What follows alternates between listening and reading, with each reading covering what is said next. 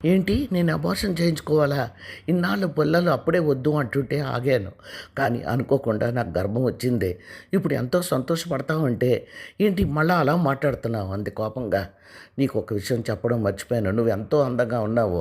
ఈ మాట ముందే చెప్తే నన్ను ఎక్కడ పెళ్లి చేసుకొని అంటావేమో అని భయపడి చెప్పలేదు.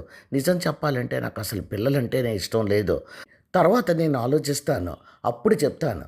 అప్పటి వరకు నువ్వు పిల్లల్ని కంటానికి వీల్లేదు అని కోపంగా అన్నాడు రమేష్. నీ నిజస్వరూపం ఇదా? నీకొక విషయం తెలుసా? అది భర్త కన్నా ఎక్కువగా పిల్లల్ని ప్రేమిస్తుంది.